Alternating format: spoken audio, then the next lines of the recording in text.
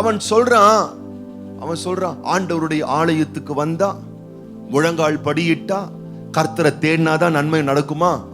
நான் இஸ்ரேல் தேசத்துக்கே நான் போவேன், பிளைட்லயே நான் பறப்பேன், அதை நான் பண்ணுவேன், இதை நான் பண்ணுவேன். ஆண்டவர் சொல்றாரு, அதெல்லாம் நீ ஒன்றும் பண்ண வேண்டாம். உனக்கு இருக்கக்கூடிய வித்தையெல்லாம் நீ காட்ட வேண்டாம். என் சமூகத்துல உன்னை தாழ்த்து, என் சமூகத்துல உன்னை முற்றிலுமா வெறுமையாக்கு. என் சன்னிதானத்துல உன்னை தாழ்த்து எந்த அளவுக்கு நீ வெறுமையாக்குகிறியோ அந்த அளவுக்கு உன் வாழ்க்கையை நான் பெருமையாக்குகிறேன்னு ஆண்டவர் சொல்றார். உன் வாழ்க்கையை எந்த அளவுக்கு ஆண்டவருக்கு முன்பதாக நீ தாழ்த்துறியோ அந்த அளவுக்கு ஆண்டவர் உன்னை மேன்மைப்படுத்துவார். அவன் சொல்றான், யோர்தானை விட தமஸ்குல இருக்கக்கூடிய நதியெல்லாம் ரொம்ப சூப்பரான நதி. யோர்தான் நதியை விட ஆப்னாவும் பர்பாரும் நல்லதல்லவோ, அது ரொம்ப சிறந்ததல்லவோ? ஆண்டவருக்கு விருப்பமே என்னன்னு கேட்டீங்கன்னா, நீ ரொம்ப சிறந்த ஒன்ன செய்யறது முக்கியம் இல்ல, அவர் சொல்றத செய்யறதுல தான். பக்கத்துல பார்த்து சொல்லுங்க, நீ பெருசா செய்யறத தேவன் விரும்பல, அவர் சொல்றத நீ செய்யணும்னு ஆண்டவர் விரும்புறார். ஆபேலும் காணிக்கை கொண்டு வந்தான், காயினும் காணிக்கை கொண்டு வந்தான்.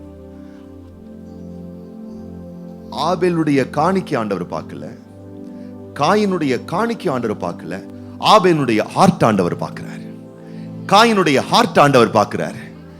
ஆபேலுடைய ஹார்ட் ஆண்டவருக்கு முன்னாடி தாழ்மையா இருக்கு, ஆண்டவரை பெருசா நினைக்குது. காயினுடைய இருதயம் எப்படி இருக்கு தெரியுமா? நான் கஷ்டப்பட்டேன், நான் உழைச்சேன், நான் பிரயாசப்பட்டேன்ற மாதிரி அங்கே ஒரு கர்வம் இருக்கிறது. நான் சொல்லட்டுமா, வேதம் சொல்லுகிறது, தேவன் தாழ்மை உள்ளவர்களுக்கு கிருபையை தருகிறார். சத்தமா சொல்லுங்க, பெருமை உள்ளவர்களுக்கு எதிர்த்து நிற்கிறார்.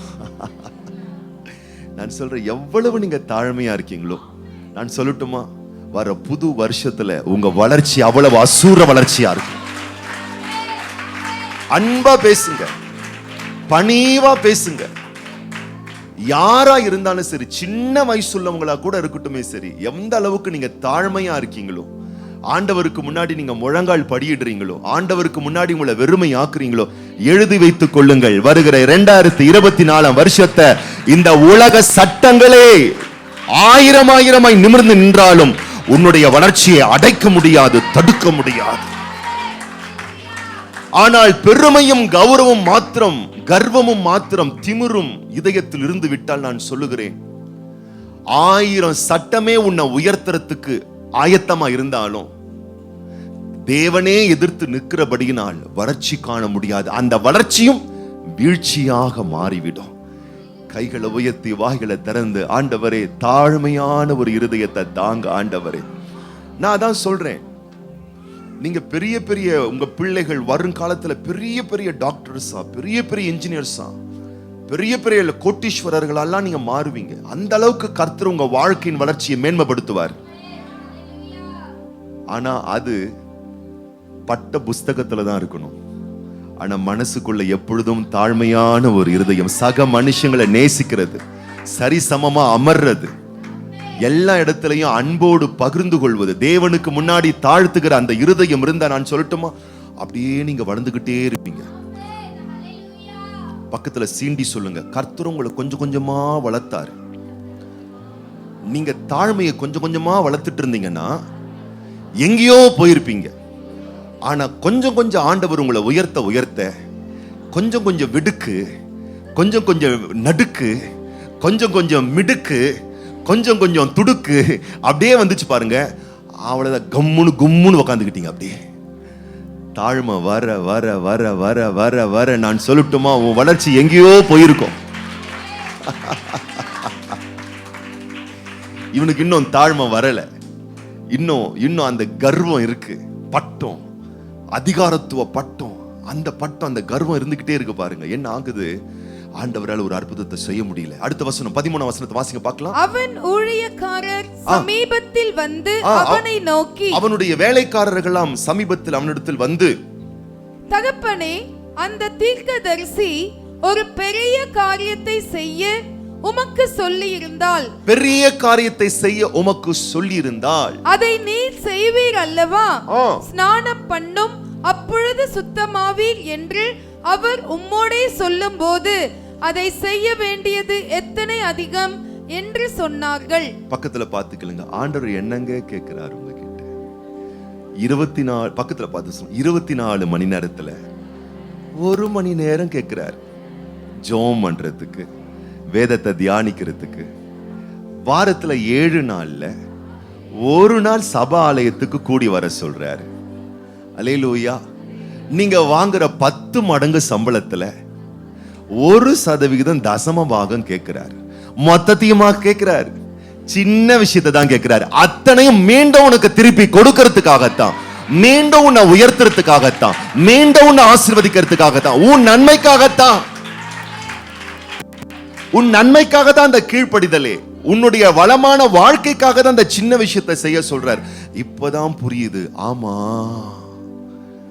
நம்ம வேலையில ஒவ்வொரு நாளும் 6 மணி நேரம், 7 மணி நேரம், 8 மணி நேரம் ஒருத்தன் சாத்துக்குடி புளிகிற மாதிரி புழிஞ்சி எடுத்து அவன் மொத்தத்தையும் எடுத்துக்கிட்டு மிச்சம் கொஞ்சமா தான் எனக்கு சம்பளத்தை கொடுக்கறான். ஆனா அவனுக்கு கரெக்டா நான் பிரசன்ட் போட்டுறேன், ஆனா ஆண்டவருக்கு நான் ஆப்ஷன் போட்டுறேனே என்பதை நீங்க உணரணும். நீங்க தேவ சமூகத்துல விழுந்து பாருங்க. நான் சொல்றேன், கர்த்தர் உன்னை அதிபதியா மாத்தி நீ பலருக்கு சம்பாத்தியம் கொடுக்கக்கூடிய அளவுக்கு உன் சிம்மாசனத்தை ஆண்டவர் உயர்த்தி வைப்பார். உன் நேரத்தில் நீ தேவனுக்கு உண்மையாயிருந்து பார்.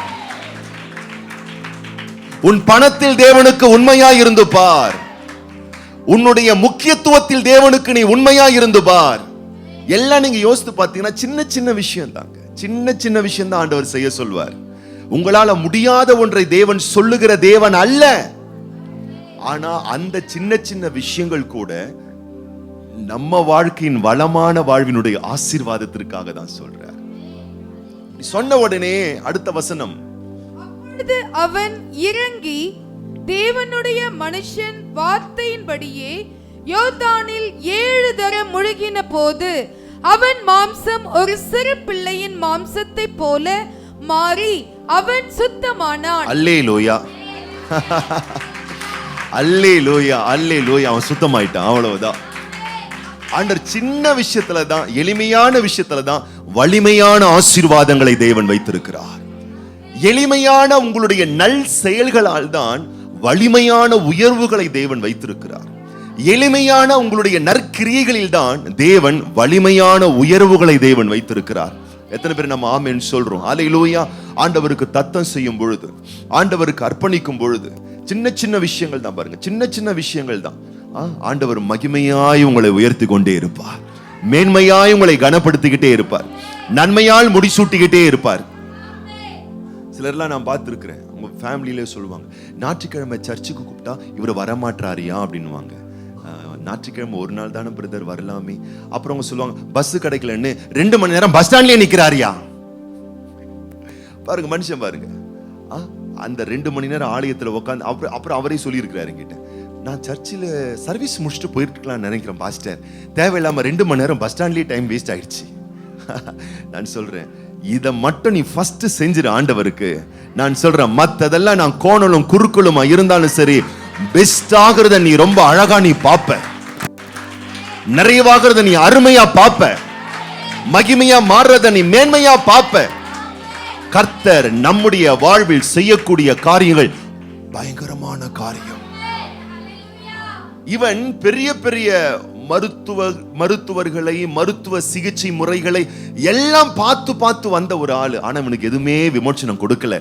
நான் சொல்லட்டுமா, இன்னைக்கு நான் சொல்றேன், நீங்க யார்கிட்டயும் சொல்லாம இருப்பீங்க, உங்க மனசுல மட்டும் சில விஷயங்கள் இருக்கும், இது மாறணும், இது நடக்கணும், இது கிடைக்கணும், இது அமையணும். நான் சொல்லட்டுமா, அந்த பெரிய காரியத்தை ஆண்டவர் இன்றைக்கு உன் வாழ்வில் துவக்க போகிறார். உன்னுடைய சின்ன தாழ்மை, உன்னுடைய சின்ன கீழ்ப்படிதல், உன்னுடைய சின்ன அர்ப்பணிப்பு, உன்னுடைய சின்ன ஒப்பு கொடுத்தல், ஆண்டவர் உனக்கு ஒரு பெரிய மகிமையை செய்ய போறாரு, பெரிய அற்புதத்தை தேவன் செய்ய போறாரு, பெரிய ஆசீர்வாதத்தை செய்ய போறாரு, பெரிய உயர்வை செய்ய போறாரு. உன் வாழ்க்கை விட்டு நீங்க வேண்டிய பிரச்சனைகளை, உன் உடம்பை விட்டு நீங்க வேண்டிய வியாதிகளை, உன் குடும்பத்தை விட்டு நீங்கக்கூடிய எல்லா விதமான போராட்டங்களை ஆண்டவர் என்றைக்கு முற்றிலும் அழித்து நிக்கிரகம் பண்ணி குறைவான நிலையில் இருக்கக்கூடிய உன்னை நிறைவான ஆசீர்வாதங்களால் ஆண்டவர் முடிசூட்ட போகிறார். எத்தனை பேர் சொல்றீங்க?